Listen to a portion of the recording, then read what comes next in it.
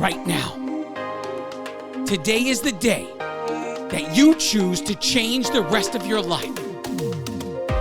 It is time to turn your setback into the greatest comeback story ever told, and nobody is more capable than you.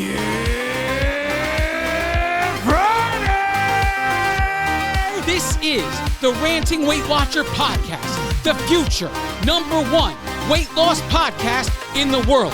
I am your host, Donato Russo. I hope you enjoy the show today. If this is your first time here and you enjoy the show, please subscribe and spread the word of the Ranting Weight Watcher podcast wherever you are and to whomever will listen. If you'd like to connect on social media or wherever else, check out my Linktree page, Linktree/the Ranting Weight Watcher. Let's connect today. Hello, everyone. Welcome to episode 174 of the Ranting Weight Watcher podcast. If this is your first time here, I want to welcome you to the show. If you enjoy it, I'd ask that you please consider subscribing. If the app that you are using to listen to the show allows you to rate the show and leave feedback, please consider leaving a 4-star or 5-star rating, and also consider leaving feedback about the show. What this does is anyone who's using the same app as you to listen, if they are looking for a weight loss related podcast, their Ranting Weight Watcher will just show up a little bit higher on the list so they find it easier. And the best thing you can do to support this show is literally tell anyone who will listen that you know is in the same position you are in about the show. Tell them to listen. Tell them how it's helped you in any way. Well, let's not waste any time. Let's get into this. Journey updates. I am down this week, 0.8. So I went up last week, 0.8. So I'm back down to what I was. Total loss since January 2019 is 174 pounds. So I'm only 1 pound away from getting back to the 175-pound milestone. No changes yet. We're just going to keep it going the way it is, and we'll see what happens. I want to take a moment here to congratulate Jody. Jody is a member of the consistency group, and she just recently received some results from a scan she had that she loved the results of. And I just want to congratulate her. Congratulations. You're doing, I mean, I don't know that there are many people that would argue you have truly transformed since you became a member of this consistency group. You are truly transforming your life. And I don't think there's anybody in that group that would argue differently. And sometimes in life, we're confronted by people who say things that have book smarts, but they don't have what it took, right? They don't have the practical application knowledge, right? They read in a book somewhere that this is how life should be, right? It's kind of like when somebody who doesn't have any kids writes a book about parenting, right? So just because they have a white coat and they tell you based on a book that they read that this is what you should be doing, they can't ever see the practical application because they aren't in the position. They just read it in a book.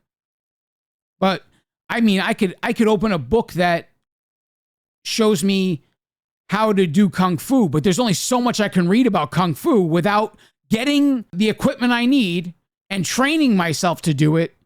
There's only so much a book can teach me. No one's handing me a black belt because I opened a book. And the one thing I'll say to you is, by the time you get to the end, your end goal, whatever that is, you are going to forget more about what it took to get there than the people who are saying otherwise will ever know. I'll say that one more time. You are going to forget more about the practical application of what it took to achieve what you are achieving than they will ever know. Hold on to that because it's the truth. There's a difference between reading about it and doing it. You're doing it, and the people who said otherwise, they're just reading about it. You keep doing it the way you're doing it. You're doing it the right way. We're taught, I've said this many times, we're taught all of the wrong ways to do this. There is a way that would bring maximum benefit, and there's a way that will work that necessarily won't bring the maximum benefit. It will bring results, but not maximum benefit. And we're taught when we all go into that doctor's office and the doctor's like, hey, you really need to lose some weight. What's their first suggestion to you? Go on a 1,200 calorie diet, get on a treadmill, get on a bike, go outside for a walk. All of these things will get results. I'm not saying that they don't work, but that is one way to do it. And then there's a much more efficient way to do it.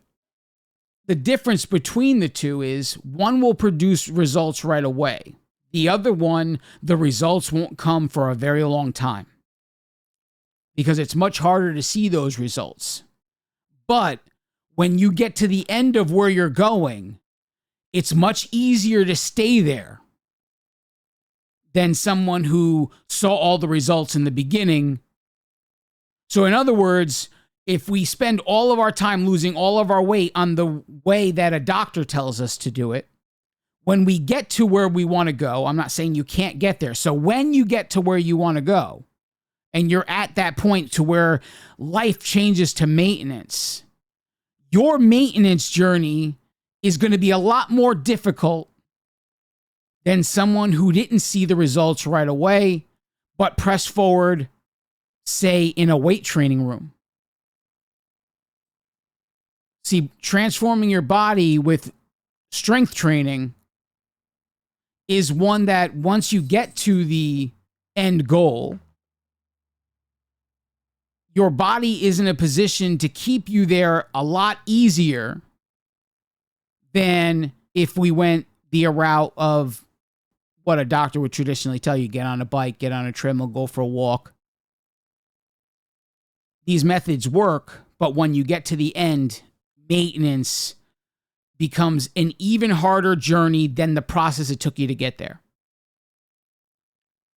But going the route where you delay all of the gratification of those results and you concentrate on the process, the strength training and all of those things, you're transforming your body from the inside out. And the people with the white coats that only pay attention to two numbers, your height and your weight, will look at you and say, hey, I thought I told you to lose weight. They're not paying attention to what's your body's composition, what makes up that number. Meanwhile, you may be the same weight as the doctor telling you that. And if we did a scan of both the people, you may find that your body composition is in a better place than the doctor's. They only know what the book says. They don't know anything about the practical application. So congratulations to get to where you want to be. That result is going to stick with you for a long time. And when people talk to you contrarily to what you're doing, you're going to always remember that scan result. Congratulations, Jody. When I think back to the beginning of this, I guess if I can go back and change anything about how this all worked out, I would go back and change the way I started. So many things we're taught that are bad for us, there's nothing wrong with them. I remember when I started, the whole idea of 0 points, low points, high points, these things, they make you choose food in a certain way so that you can maximize your time, right? Or you maximize your efforts. There's no consideration for what it will be like once you get to where you're going. It's only the here and now, right? And the idea is eat the most amount of food for the least amount of points, right? That's that. I mean, that was my idea. And the way I eat now has completely changed when comparison to when I first started. Everything was about the lowest point version of whatever item was. And now there are days where I go way over the points because of the type of the same food. So the volume of food hasn't changed, right? So just to give you an example, instead of no fat cottage cheese, I'm eating full fat cottage cheese. The measurement of the amount of cottage cheese has not changed. The point value certainly changed because of the fat content, but the amount of food has not changed. And calorically, it has gone up as well. But the difference in what happens in the body from eating a non-fat or a low-fat version to eating a full-fat version, it's astronomically different. And I can't explain it to you unless the only way you'll understand me with what I'm saying here is if you actually do it. Now, I'm not telling everybody to go eat full-fat stuff. I'm saying that what I discovered is slowly but surely throughout this process, everything that I was going after just because it was low in points ended up switching to the highest point versions of those things. And I felt a lot more satiated, a lot more satisfied because of that. When I switched from non-fat cottage cheese to full-fat cottage cheese, it was a different experience at the end of eating the cottage cheese. And the same thing with yogurt. When I went from non-fat yogurt to full-fat yogurt, how I felt when I was done eating the yogurt, it's the same amount. A half cup, kind of a thing. The satisfaction that came from the full-fat version is just astronomically different. Yet the fat content of the food is completely villainized throughout this entire process. And yet our body needs it. Brain specifically. Your brain needs fat in your diet in order to function properly. I'm not telling you that there are no bad fats. I'm telling you that the company that makes money from us villainizes all of the fat. And then they encourage you to eat non-fat or low-fat foods. But if you ever ate a non-fat or low-fat food just with the fat removed, you'd realize it tastes freaking disgusting. So what'd they do to make up for it? They loaded it up with sugar. That's what they did. They added a whole bunch of sugar to the low-fat, non-fat thing so that it would taste better because they knew it tasted like crap and you wouldn't want to buy it. So if we're really analyzing this here, what do you think would be better? Eating the low-fat item that's loaded with sugar to make it taste better, or eating the full-fat version of the same thing, knowing that that fat is better for you than the sugar in the other thing? Is there any wonder why there are so many people in this country affected by diabetes? When you consider the low-fat push?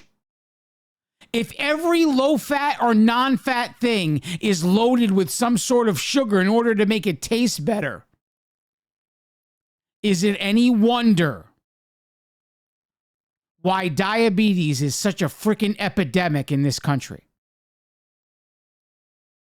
And the overwhelming majority that are diagnosed with it, they have the version that you can prevent and get rid of altogether. The overwhelming majority. So there's the type that you're born with. You can't do anything about that, right? Only maintenance, that's all you can do. And then there's the type you kind of create. And the overwhelming majority of the people in this country that have diabetes have that one. The one that you can fix. And they unknowingly make choices that enable them to keep it. They are told that artificial sugar is safe because it's artificial sugar.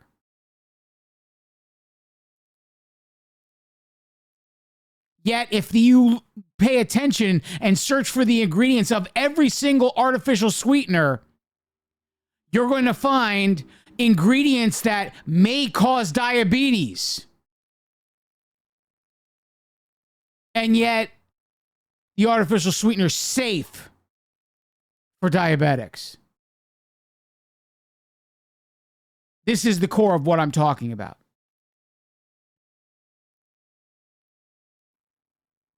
They make you think that anything with fat is bad based on the point scale they apply to it. And they also gear us to, always wanting to pick 0 or low point foods. And this gives you almost a complex as to when you go to eat something that's high in points, you think there's something wrong. And there's nothing wrong. It's just a higher point food. Look, I can go to a buffet, pay $29.99 and get a ribeye steak. Or I can go to a steakhouse and pay $99.99 and get a steak. The quality of the meat might be completely different. It may be the same weight, but the quality, there's a reason why one is sitting in a buffet and it's all I can eat for $29.99, and the other one is $100 for one piece. It's just different. If you appreciate foods like this, you might say, hey, yeah, I'll pay $100 for that steak. It's delicious. And you might look at the buffet steak and you say, why would I waste my time with that? But in the end, because of the way they paint the picture, it ends up being like the high-end steak ends up looking like a bad choice because of the points that came attached to it. But there's a reason why you receive those points. There's a reason why you eat so many calories per day. It's not bad to use them. Yet, the types of foods are villainized based on the content that makes them. There's a movie, I've talked about it before. If you're new here and you haven't watched it, I know it's on Amazon Prime. It might also be on Netflix. Check it out. Just do a Google search for it. It's called That Sugar Film.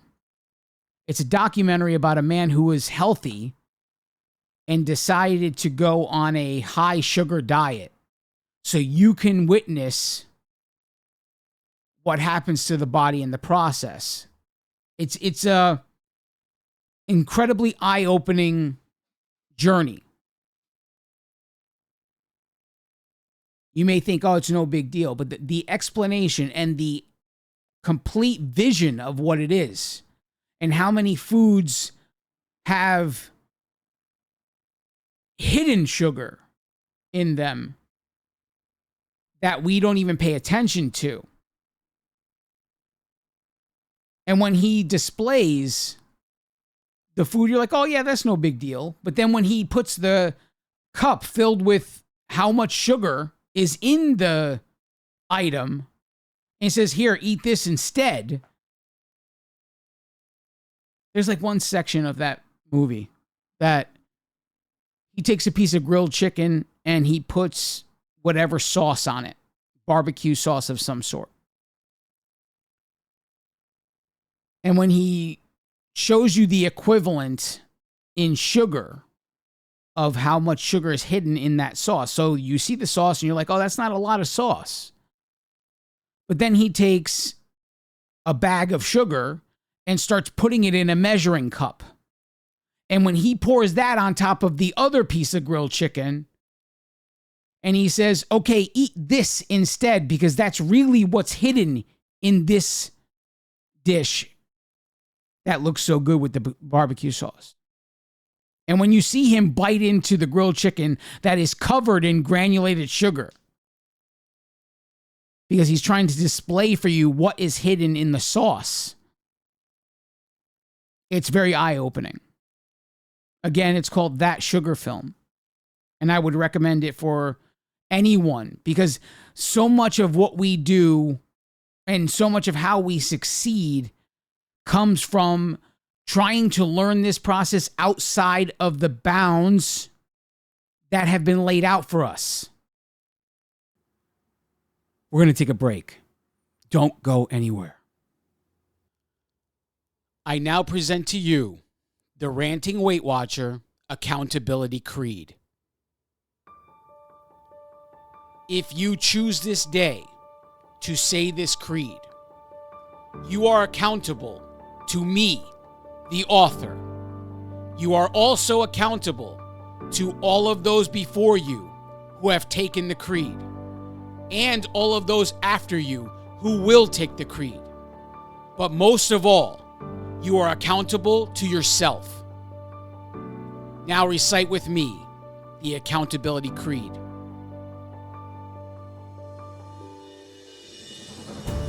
Nothing can stand in my way because I choose to be unstoppable. My challenges crumble in my presence because I choose strength when I am weak. My insecurities have no power over my life because I choose confidence in the face of fear. I own every last one of my mistakes because I choose growth over mediocrity. The mirror and the scale are powerless because I move forward in spite of the result. Circumstances are not obstacles because I see solutions instead of problems. The demons of my past can no longer torment me because I choose to renew my mind daily. All things are possible as long as I believe, because if God is for me, who can be against me? This is the creed I declare each day. It is about what I do, not what I say. I will learn the work that needs to be done. I will never stop, even when I've won. I will work consistently, no matter the cost. I refuse to believe that all hope is lost. I will work when I want to. I will work when I don't. I will work when they are cheering. I will work when they won't. I will work when it's easy. I will work when it's hard. The atonements that I've made are made with no regard. I will work when it's cold. I will work when it's hot, because choices have consequences, justified or not. When I think I know it all, I will start back at one, because regardless of what I think, the work is never done.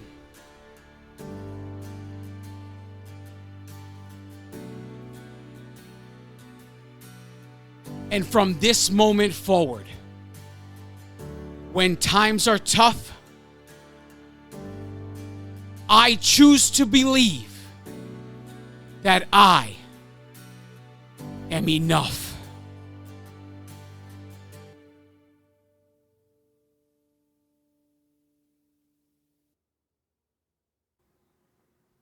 And we are back. Thanks for sticking with me. I had talked about this in a walk video.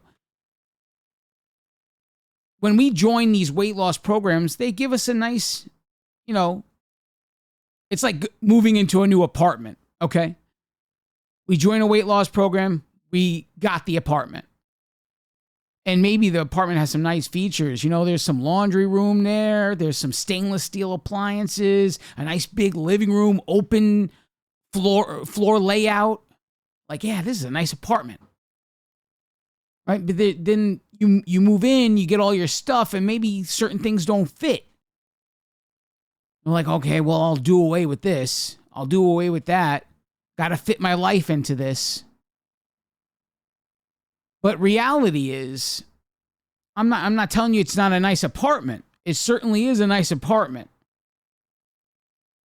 But sometimes we need to leave the apartment. There are two things that I believe are necessary to go through this entire process. And that, no, regardless of what system you choose, it doesn't matter what weight loss program you choose, you should outgrow it. There is no way you should stay your entire life within that system, because there is just way too much knowledge to be obtained in regards to nutrition and what makes up your body and how to take care of your body. There's way too much out there than just the weight loss programs we join. When you go to Barnes & Noble and whatever other bookstores there are, the nutrition section of these stores is not just 3 or 4 books. There are many, many books with many, many opinions written by many, many people about how things should go. And I'm not telling you to believe one over the other. I'm telling you to listen to everyone and adapt it into your life. Because when you learn something from one and you learn something from another, you might realize that this might be the missing piece that's missing in your life to make your journey just a little bit easier. And yet we're worried about, well, this is not promoted by this weight loss program. Who cares? Who cares? You should outgrow wherever you start. I hope beyond hope that one day you outgrow even what I talk about.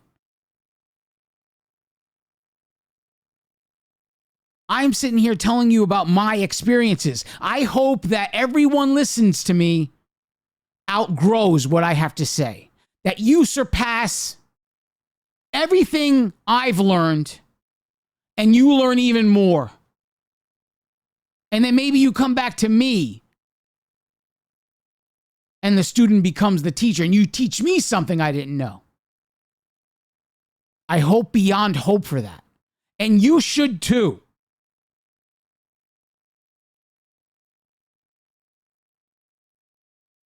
Everyone should outgrow the system they are a part of. At some point, it should come to the point where it doesn't fit and you need to learn more. And the more you learn, the more knowledge you obtain, the less you fit into that box, the less that apartment works for you. And then maybe you go from the apartment to the townhouse. And maybe you go from the townhouse to the single family. Either way, no matter how you get there, you get there. You should always outgrow it. Everything you learn, every day should be learning something. If this is where you're going to be, you might as well learn something. I mean, how long are you going to count points before you want to, bang your head against the wall over and over and over again? At some point, growth is necessary.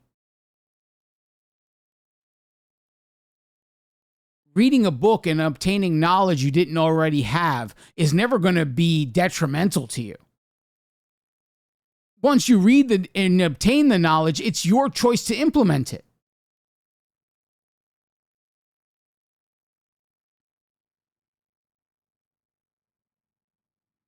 I was on Connect, and I saw a post asking about eating eggs and the fat content in eggs. And all I could think of was,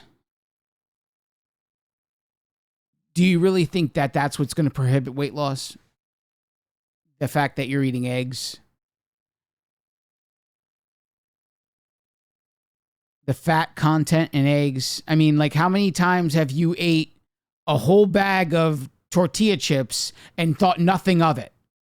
A whole bag, like the family size bags too. I'm not talking about little snack bag. I'm talking about family size bag of Doritos, Tostitos, whatever. Just name it. You sat down in front of the TV and you started a weekend marathon of whatever new show just got released. And before the first day is out, before Saturday is gone, you finished an entire family size bag of X junk food. And you go to the store to get more so you can continue Sunday. I mean, you do that without thinking. And we're concerned about the fat content of eggs? I don't get it. But this is part of it, right? This is when I tell you how things are villainized. I remember in the 80s, there was a whole time period where, oh, eggs are high. They'll cause you to, high cholesterol, whatever. And then all of a sudden you see commercials all over the place, the incredible edible egg. So wait, what happened? Did the egg farmers pay their tax? Is that what it is? Was it a money grab?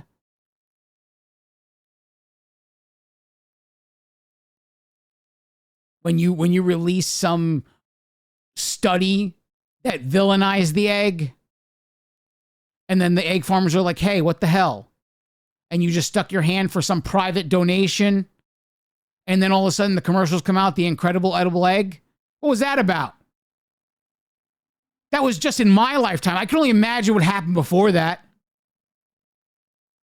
That's what I remember being a kid, growing up and seeing it on TV. News broadcasts villainizing eggs because of cholesterol. And then all of a sudden, years later, the incredible edible egg. They didn't say the incredible edible egg white. They said the incredible edible egg. Why? I'm sure some politician somewhere got a nice donation. That's what drives everything. Money. Everything you know about what you perceive the people to be helping you, if you benefit them financially in any way, you should question literally everything. I have nothing to gain from you. Whatever little bit of few pennies I used to earn from you guys hearing a commercial in the middle of this podcast, it's gone. They took it away from me. Since I started the new year, they took away my ability to make any pennies that I was making from this podcast.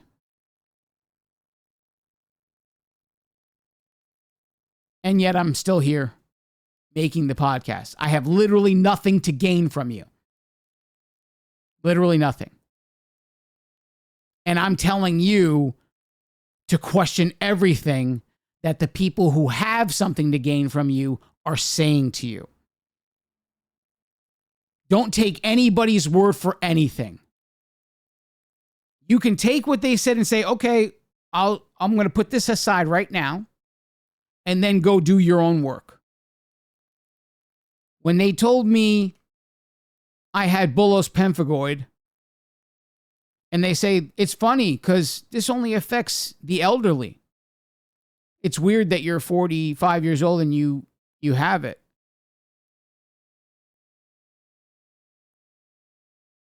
I asked them, I said, is this because of nutritional, what I did to myself growing up, all of the junk food? Oh, no. This is just something that happens. And their answer to that was to suppress my immune system. Shut it down. That's what the treatment plan is for your condition. Shut down the immune system and make it so that every other ailment on the planet can attack you. We can never fix this problem, but let's just put it to sleep and make it so every other ailment can affect you for the rest of your life. And then if you question that treatment, they think you're nuts. They think that the 6 figures they paid for that piece of paper that hangs on their wall gives them more authority than you. And how dare you question them? Meanwhile, they're just reading a direction manual. You know, when you're a mechanic, they have a repair manual for every car, every year, every make and model. And if I have a 1976 Mustang and I need to know how to remove the alternator, replace the alternator, there's going to be a manual somewhere of what parts need to come out to get to the alternator, how to remove the alternator, replace the new one, and put all the pieces back. Essentially, healthcare is the same thing now. Once they diagnose you, there is a treatment plan, and nothing outside of it is allowed. And your life becomes so much harder should you disagree with that method.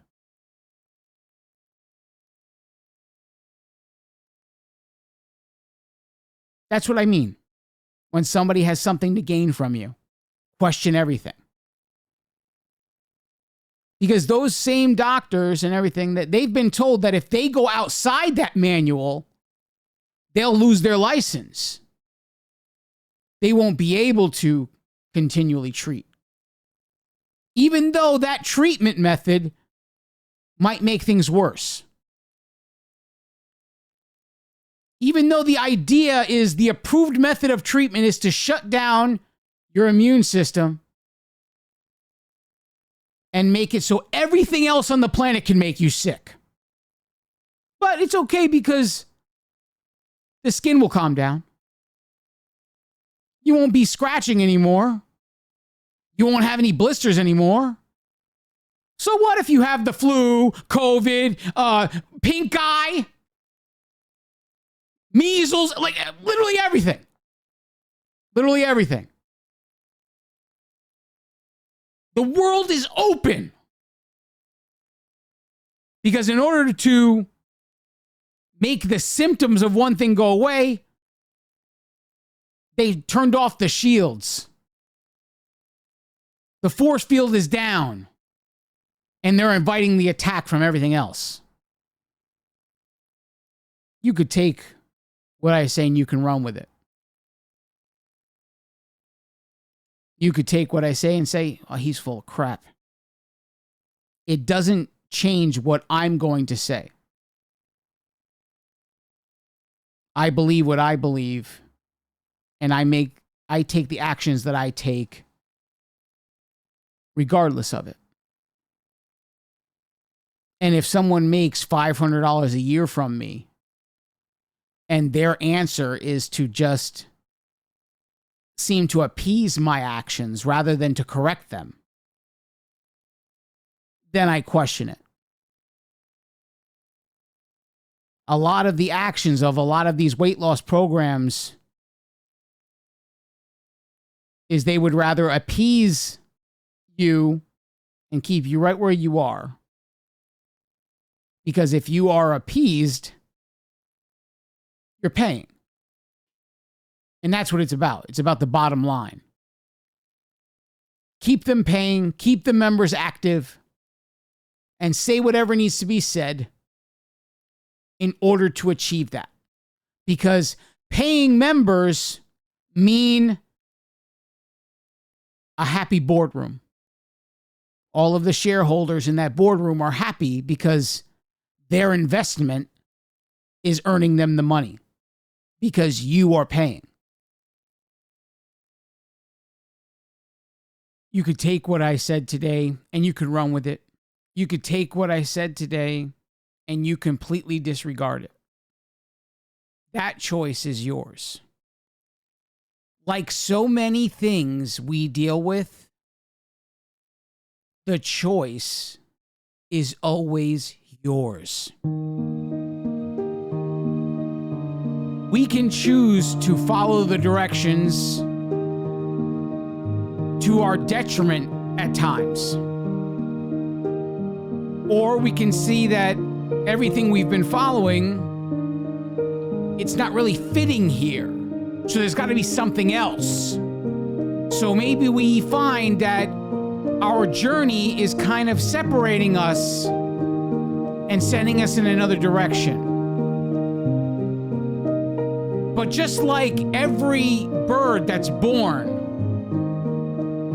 when they come and crack the shell of the egg and they come into this world, the day is going to come when mom nudges them a little bit, nudges them a little bit, nudges them a little bit, and to the point where they're falling out of the nest and they're on their way out of the tree.